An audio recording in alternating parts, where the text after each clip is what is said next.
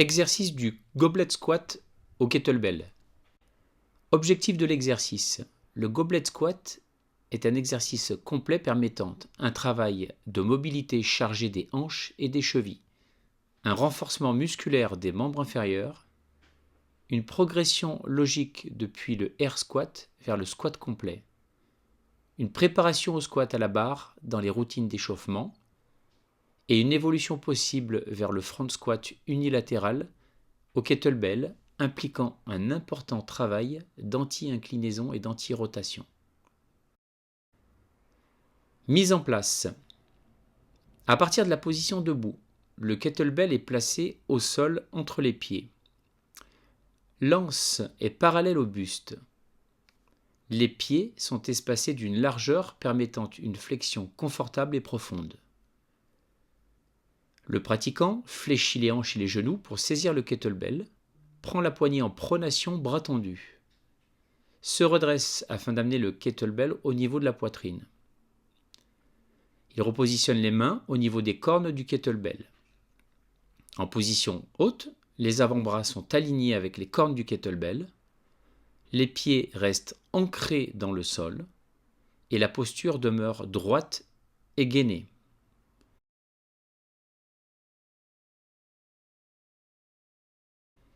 Une deuxième possibilité de mise en place consiste à se positionner en position de swing.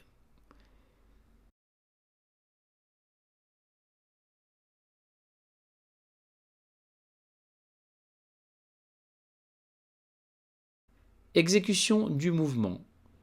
Il débute par un léger déplacement du bassin vers l'arrière, puis une flexion coordonnée des genoux et des hanches. Pendant la descente, le buste reste droit, les genoux s'ouvrent vers l'extérieur. Le kettlebell reste proche du centre de gravité sans être collé à la poitrine. En position basse, les coudes viennent au contact des vastes internes. Un léger temps d'arrêt peut être marqué.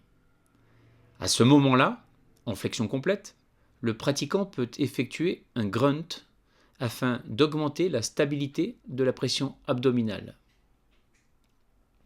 La remontée s'effectue de manière dynamique et se termine par une extension complète des hanches et des genoux. Consignes techniques. Placement et posture.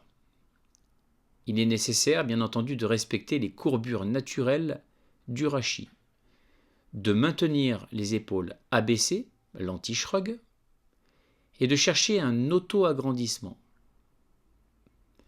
en éloignant le crâne du bassin et en éloignant les épaules des oreilles. Le kettlebell ne doit pas entrer en contact avec la poitrine. Les coudes restent orientés vers l'avant. Respiration et gainage. Inspirez avant la descente. Bloquez l'inspiration durant la flexion. Maintenir une forte pressurisation abdominale. Contractez le plancher pelvien. Expirez lors de l'extension en fin de remontée. Point de vigilance. Le bassin ne doit pas remonter avant le buste.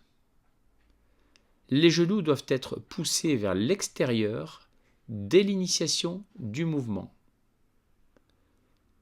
Les fessiers et les quadriceps restent contractés en fin d'extension.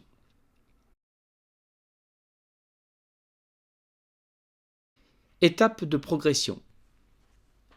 Il est possible de débuter par le Prying Goblet Squat, suivi du Goblet Squat en tant que tel, ici présenté, et de poursuivre avec du Front Squat unilatéral au kettlebell, présentant une forte dominante d'anti-rotation et d'anti-inclinaison.